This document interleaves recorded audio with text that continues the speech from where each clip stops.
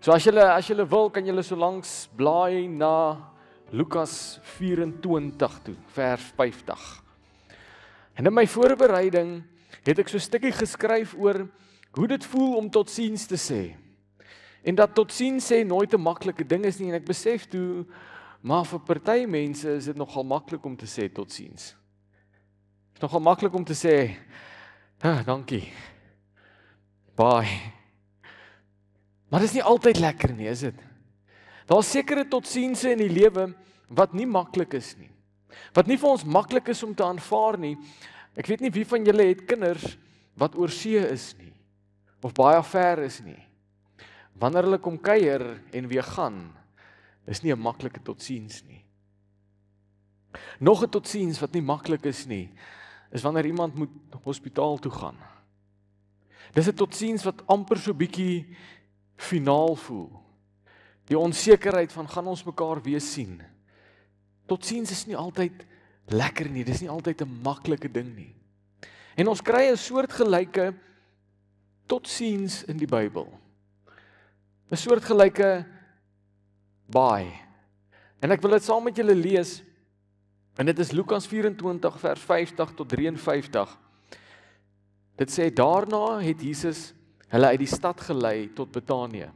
Hy het sy hande opgehef en hulle geseën. Terwyl hy hulle seën, het hy van hulle af weggegaan en is in die hemel opgeneem. Vers 52. Hulle het hom aanbid en met groot blydskap na Jerusalem teruggekeer. En hulle het God voortdurend in die tempelterrein bly prys. Nou hier sien ons een van daai min totsiense. Is dit die regte meervoudsvorm totsiense? Julle kan dit maar self by die huis gaan regmaak. Maar hier sien ons een van daai oomblikke waar ons vir mekaar moet totsiens sê en hulle is bly daaroor. En vir ons as mense 2000 jaar later maak dit nie lekker sin nie, want al wanneer jy bly is, wanneer jy vir iemand totsiens sê, is wanneer jy eintlik bly is hulle het gegaan. En bly hulle is nie meer langer hier nie. So die disippels se blydskap rondom hemelvaart is nie iets wat altyd vir ons lekker sin maak nie. Want as ek nou moet sit en dink, en jy kan jouself nou in hierdie oomblik, in hierdie situasie inleef. Dink vir jouself, as jy vir die volgende 3 jaar saam Jesus Christus tyd hier op aarde kon spandeer. En vir die volgende 3 jaar stap jy en hy hand aan hand en jy sien hom en jy hoor hom en jy beleef hom en hy leer jou en jy sien hoe maak hy mense om jou gesond. Gaan dit vir jou 'n aangename totsiens wees die dag wanneer hy vir jou sê hy moet nou gaan? Dit gaan nie lekker wees nie. Dit gaan nie vir ons aangenaam wees om afskeid te neem nie. En ek kan dink dat van die buitestanders wat toe nou die disippels dopgehou het gedink, maar ek het gedink julle gaan hartseer wees dat hy nou gaan. Julle was dan almal so hartseer toe hy dood gegaan het. Hoekom is julle nie nou hartseer nou dat hy opgevaar het hemel toe nie? Julle weet nie eers wanneer julle hom weer gaan sien nie. En ek dink Lukas, die skrywer, was so 'n bietjie aspris gewees in wat hy geskryf het. Want dit is so, die Engelse woord is vague. Dit is so misterieus, so hy sê nie vir ons baie nie. Hy sê net hulle was bly en hulle het teruggegaan Jerusalem toe. En hulle het God in die tempelterrein geëer, geprys. En dan sien ons dat in Handelinge, dieselfde skrywer, as julle wil omblaai Handelinge 1 toe, so dis so net verby Johannes, dan gaan julle daar wees. Handelinge 1 vers 8 tot 11. Die van julle wat regtig goeie oë het, kan die bo volg. Maar sterkte. So Handelinge 8, net om julle 'n bietjie agtergrond te gee. So Lukas, die algemene siening is dat Lukas Handelinge ook geskryf het. En hy begin toe Handelinge met die boek. Hy begin die boek toe met dieselfde storie as waar hy Lukas afgesluit het. Met Jesus se hemelvaart. En is amper asof hy dit aspris wyk gelos het in Lukas, sodat ons bietjie meer detail in Handelinge kon kry. En dan sien ons hoekom dit 'n blye hemelvaart was. Hoekom hulle bly was toe Jesus opgevaar het hemel toe. Kom ons lees dit saam, Handelinge 1 vers 8 tot 11. Dit sê, maar julle sal krag ontvang wanneer die Heilige Gees oor julle kom. Kan ek net hier 'n sterretjie insit? So volgende week Sondag, nie nou Sondag nie, volgende week Sondag, skop ons af met ons Pinksterdienste. En ons het 'n spesiale gasspreker wat gaan kom, wat die Pinksterdienste van ons gaan lei. En ek wil amper vir julle sê, julle mag dit nie mis nie. Ek sal julle kom haal as dit nodig is. Maar wees hier. Want dan gaan ons bietjie meer sien oor vers 8, want dit sê, maar julle sal krag ontvang wanneer die Heilige Gees oor julle kom. En julle moet my getuies wees in Jerusalem en in die hele Judea en Samaria en tot aan die einde van die aarde. Toe hy dit gesê het, is hy opgeneem terwyl hulle toe kyk, het 'n wolk het hom uit hulle gesigsveld weggeneem. Terwyl hulle, soos hy weggaan, stip na die hemel, bly kyk, staan daar met eens 2 mans in wit klere by hulle en vra, Galileërs, waarom staan en staar julle na die hemel? Hierdie Jesus, wat julle na die hemel weggeneem is, sal net so terugkom, soos wat julle hom na die hemel sien weggaan het. Amen. En hier sien ons so 'n bietjie meer agtergrond oor hoekom dit vir die disippels 'n blye oomblik is. Nou vir my en jou, wat 2000 jaar later plus minus na hierdie storie kyk, en ons het die hele agtergrond.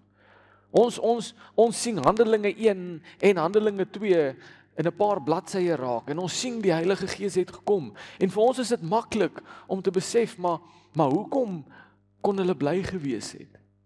Maar vir die disippels in daai oomblik, en vir die mense om hulle, kon dit dalk bietjie van 'n onseker oomblik gewees het. Stem julle saam? Want hulle het toe nou nog nie die Heilige Gees ontvang nie.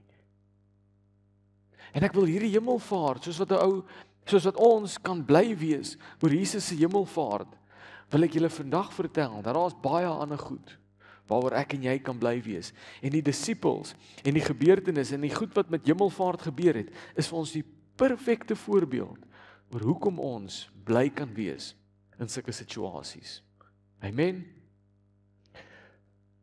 So die eerste ding wat ons sien ons in vers 8. Ons sien dat daar was 'n belofte. Nou, beloftes is eintlik maar iets wat goedkoop geraak het die laaste tyd, is dit nie so nie? 'n Belofte is nie meer 'n belofte nie. Party mense se beloftes is maar cheap. Hy kom nie met baie binnegoed nie. Nou, ons hoef nou nie verder daaroor uit te brei nie. Net nou begin ons persoonlik raak. Dit sê, maar hierdie belofte sê, maar julle sal krag ontvang wanneer die Heilige Gees oor julle kom.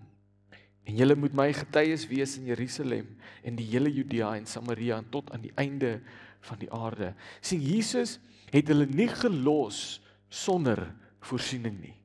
Hy het hulle nie gelos sonder 'n belofte nie. Hy het hulle nie gelos en gesê, hoor hierso, ek gaan nou gaan en dit gaan vir 'n onbeperkte tyd wees en ek kan nie vir julle sê wanneer ek gaan terugkom nie, maar probeer dit maar net uitfigure.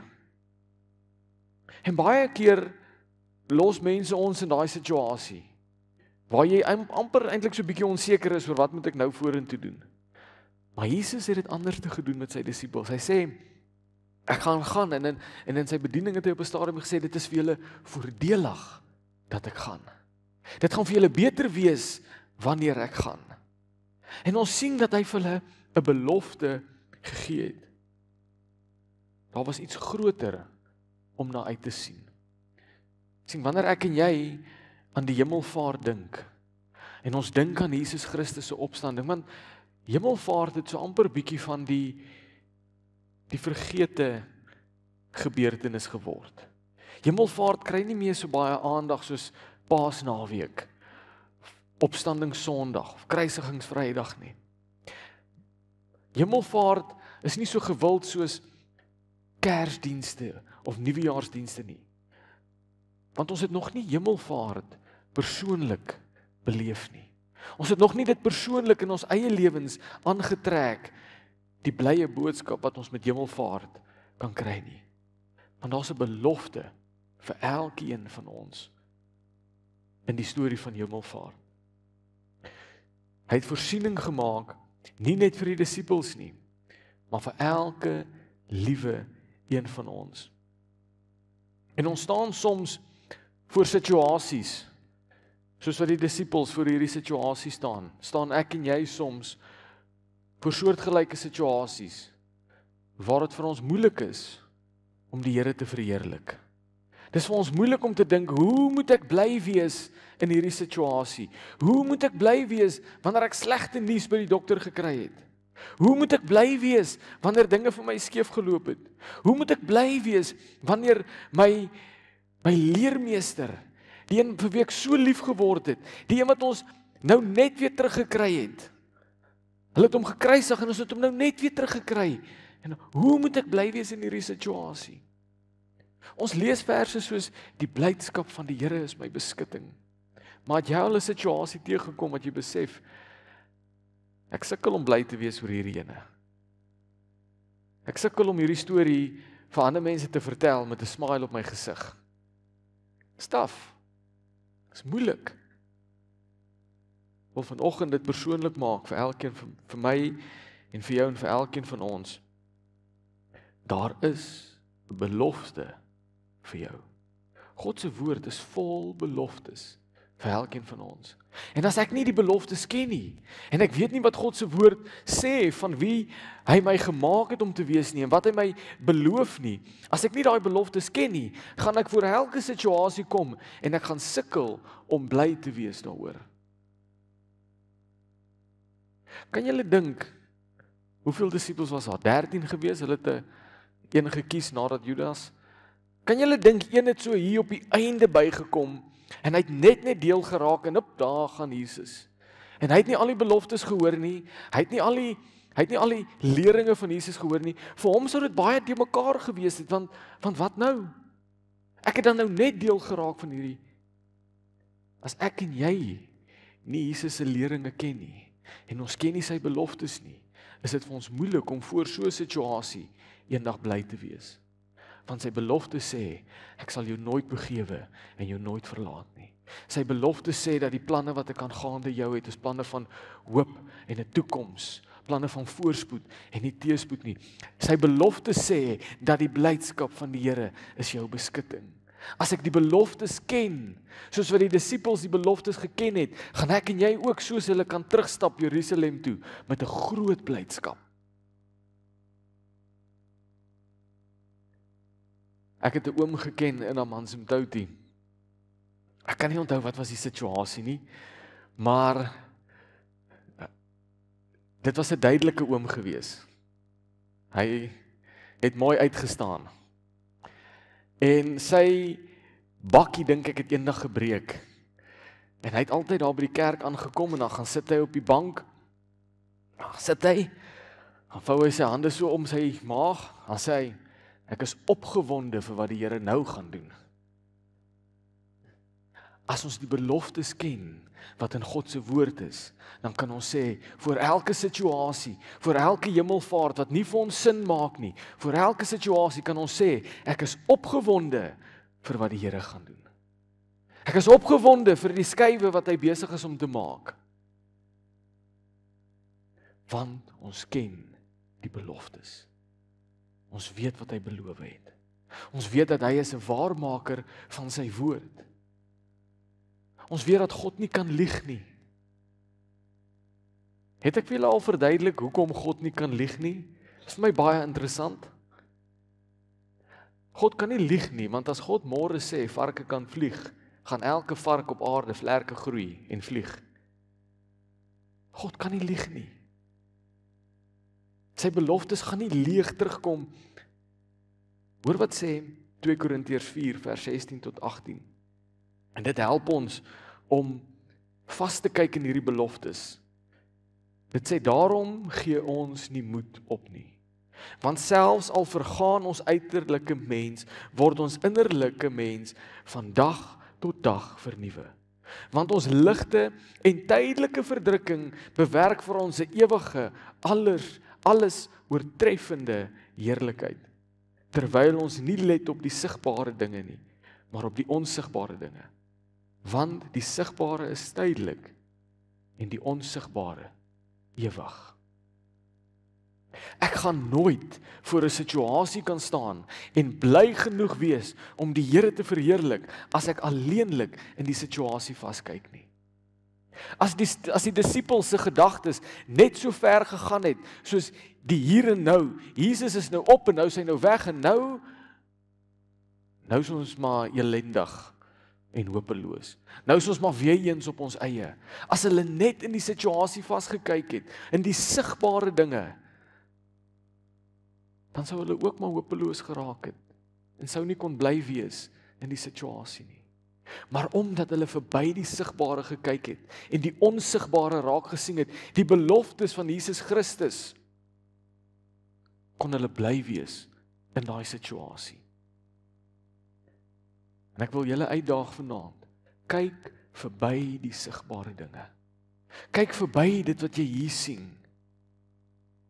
Vir ons, terwyl ons hier op aarde is, en terwyl jy nog opstaan elke oggend, en terwyl jy nog asemhaal en jou hart nog hier klop, is hierdie realiteit vir ons 'n groot realiteit. Maar ek wil vanaand, sien julle, die mekaar, ek wil vanaand vir julle sê, dat die geestelike en wat in die geestelike aangaan, en in die geestelike riem is 'n groter realiteit, as wat ek en jy hier beleef. Want hier lyk 'n situasie een manier, maar by God lyk dit heeltemal anderste. God kan enige situasie in 'n oogwink vir jou omdraai. Maar wanneer jy net in die situasie vaskyk, net in dit wat sigbaar is, gaan jy sukkel om hom te verheerlik. So onthou, dan daar was 'n belofte. Maar daar's nog 'n ding wat die disippels gehad het. Daar was 'n verwagting. Sien, dis een ding om die beloftes een vir een te kan opsê. En baie van ons leer hierdie beloftes in Sondagskool en kinderkerk. En ons leer hierdie versies. En dis vir ons een ding om hulle te kan opsê, maar dis 'n ander ding om hulle te verwag. Om te wag vir wanneer die Here se belofte vir my gaan waar word. En die disippels kon omdraai en met blydskap terugloop. Want hulle het nie net geweet van die beloftes nie, maar hulle het verwag dat Jesus dit gaan waarmaak. Hulle het 'n sekerheid in hulle harte gehad dat Jesus Christus is 'n waarmaker van sy woord. Hoor wat sê vers 11. En die engele vra die Galileërs: "Waarom staan julle na die hemel? Staar julle na die hemel? Hierdie Jesus wat na die hemele weggeneem is, sal net so terugkom soos wat julle hom na die hemel sien weggaan het." En ek dink dit was baie maklik vir die disippels om aan te neem deur daai paar woorde dat Jesus in hulle leeftyd nog sou terugkom. Want die engel sê dan of hom net soos wat julle hom sien gaan het, so sal julle hom sien terugkom. En hulle kon met daai kinderlike vertroue en verwagting in hulle harte terugstap Jerusalem toe.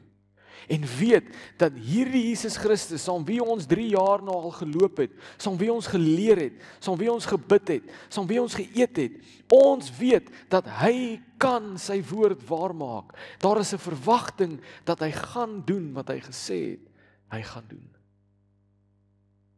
So daai beloftes is een ding om van te weet en om te ken, maar jy moet verwag dat daai beloftes vir jou ook waar is.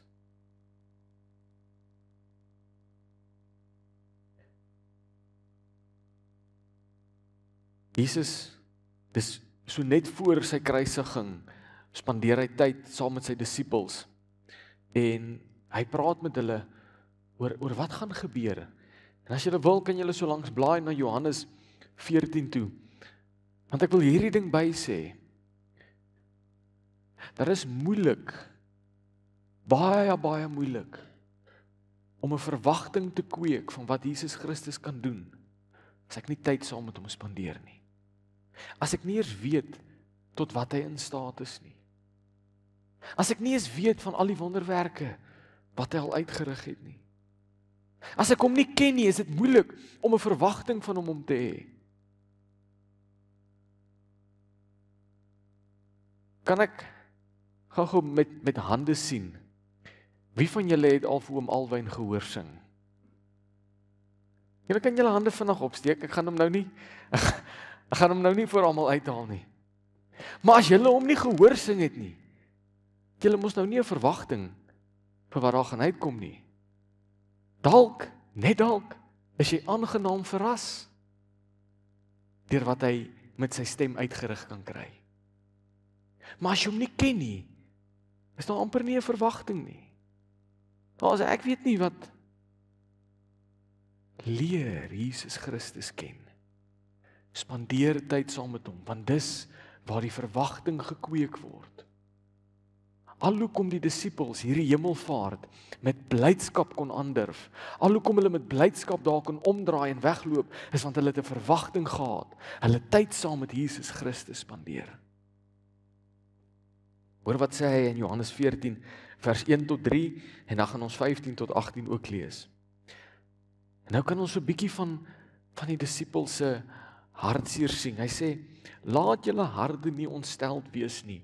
Glo in God, glo ook in my. In die huis van my Vader is daar baie woonplek. En as dit nie so was nie, sou ek dit vir julle gesê het. Ek gaan om vir julle 'n plek voor te berei. En as ek gegaan het om vir julle 'n plek voor te berei, kom ek weer en sal ek julle na my toe neem, sodat julle ook kan wees waar ek is. Vers 15. As julle my liefhet, sal julle my gebooie onderhou, en ek sal die Vader vra, en hy sal vir julle 'n parakleet gee, sodat hy vir ewig by julle kan wees. Hy is die Gees van die waarheid, wat die wêreld nie kan ontvang nie, omdat die wêreld hom nie sien nie, en ook nie ken nie. Julle ken hom egter, omdat hy by julle bly, en in julle sal wees. Ek sal julle nie as weeskinders agterlaat nie. Ek kom weer na julle toe. As die disippels Jesus nie geken het nie, as hulle nie geweet het tot wat hy in staat was nie, sou daai woorde nie sin gemaak het nie.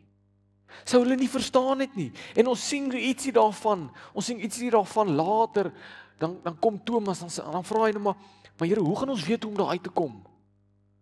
Gaan U vir ons rigtingaanwysers, gaan U vir ons 'n location stuur? 'n punt drop. Hoe gaan ons weet om daar uit te kom? Thomas was nie lekker seker waarvan praat Jesus nou nie.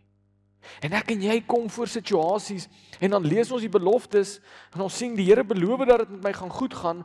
Hy beloof dat dit met my voorspoedig gaan wees, maar ek ken hom nie lekker nie, so daarom kan ek kan nie die belofte by die situasie uitbring nie. Ek kan nie in my vleeslike oë sien hoe hierdie situasie vir my gaan goed uitdraai nie. Want ek het nie daai verwagting nie. Ek het nie daai intieme verhouding met Jesus Christus nie. Ek dra nie daai kennis nie. Jesus kom leer sy disippels en hulle luister en hulle leer dit ken. En hulle hoor sy woorde. Hulle hoor dat hy gaan om vir hulle 'n plek voor te berei. Hulle het teruggestap en hulle kom met blydskap dink, hy het nou gaan plek voorberei. Ek wonder hoeveel kamers gaan my huis hê. Ek wonder waarvan gaan die vloere gemaak word. Ek wonder as ek die kraan oopdraai, wat gaan daar uitloop? Hulle het daai verwagting gehad, want hulle het geweet, Jesus praat die waarheid, en hy kan dit wat hy beloof het, waarmaak.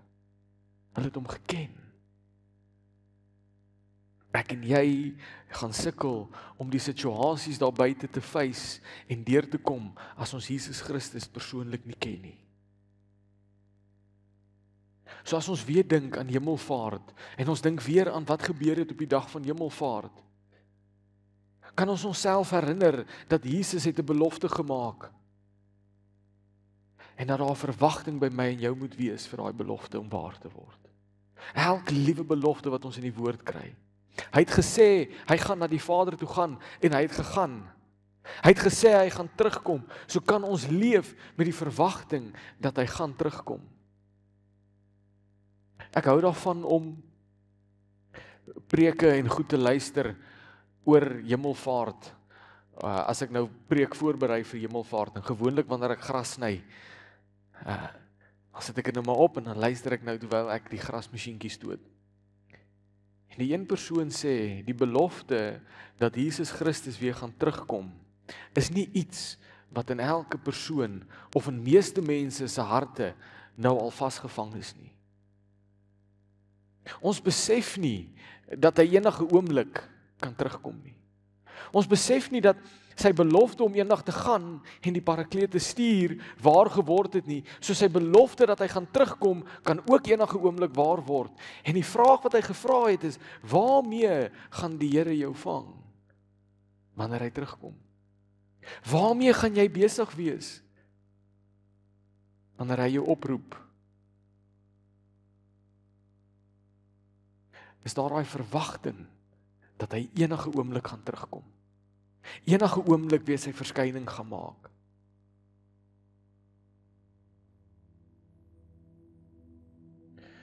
Daar was 'n verwagting in die disippels se harte dat hy gaan weerkom en hy gaan 'n helper stuur. Ek wil vanaand vir jou vra, as jy dink aan Jesus Christus, as jy dink aan wat hy aan die kruis gedoen het, as jy dink aan die Heilige Gees wat wel vir ons gestuur was, wat is jou verwagting in jou hart? Wat verwag jy moet gebeur? Moet jy 'n oomblik vat en net introspeksie doen en dink, maar Here, wanneer ek by 'n situasie kom, verwag ek al teleurstelling? Ken julle daai gevoel? Wanneer jy 'n probleem so op die horison sien kom, jy sien hom so van ver af. Mense stuur al vir jou briewe. Jy kry die oproepe en sê, hey, hier's moeilikheid op pad. Wat is jou verwagting? Is jou verwagting teleurstelling? En ek kan jou beloof, dit gaan 'n teleurstelling dan wees. Of is jou verwagting dat Jesus Christus het aan my 'n belofte gemaak en hy sal deurkom vir my? Ek wil afsluit hiermee en ek gaan vra so net, as jy so langs vir ons weer vorentoe kan kom. Jesus Christus het hemel toe gevaar en sit op hierdie oomblik aan die regterhand van God. Sy missie hier op aarde, die rede hoekom hy gestuur was, sy doel hier op aarde is voltooi. Ek wil amper so ver gaan om te sê dat hy het sy kant gebring. Ek wil vir jou vanaand vra, gaan jy jou kant bring? Gaan jy van hier af kan omdraai, terugstap Jerusalem toe, met 'n blydskap en 'n verwagting van wat Jesus gaan doen? Met die wete dat hy opgevaar het hemel toe, en hy's nou weer 100% God, en 100% mens, en hy het die krag om elke belofte waar te maak. Het jy daai verwagting? Glo jy nog in sy beloftes? Glo jy nog dat hy dit kan doen? Want as jy kan en jy doen, is dit vir jou ook 'n blye hemelvaart. Dan hoef ons nie bekommerd te wees wanneer ons voor hierdie situasies kom wat ons omkrap en ons planne omvergooi nie. Amen. Kom ons sluit die oë en dan bid ons saam. Here, U is 'n goeie en getroue God. En Here, dankie dat ons weet dat U belofte het waar geword, Here, dat U gaan opvaar hemel toe, Here, en U gaan vir ons 'n helper stuur, Here, en daarom is ons met kinderlike opgewondenheid, Here, vanaand voor U, met die wete dat U elke ander belofte vir ons sal waarmaak. Here, U beloftes rondom voorsiening vir ons in ons lewens. Here, U woord, Here, U leer U disippels bid, gee ons vandag net ons daaglikse brood. Here, U het beloof dat U vir ons gaan sorg. En Here, dankie dat ons weet dat U sal dit so laat gebeur. net soos alles waar geword het, Here, net so sal U beloftes vir elkeen van ons ook waar word. En Here, dankie dat ons vanaand met 'n verwagting huis toe kan gaan, 'n verwagting dat Jesus werk nog, dat die Heilige Gees is nog 'n realiteit in ons lewens, dat ons nog steeds te doen het met 'n lewende, heilige God. Here, help ons om vas te hou aan daai verwagtinge. En om te weet, Here, dat U nog steeds werk.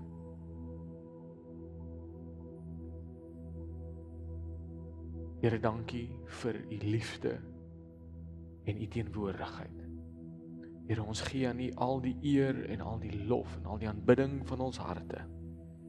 Dankie vir U liefde en genade. Amen en amen.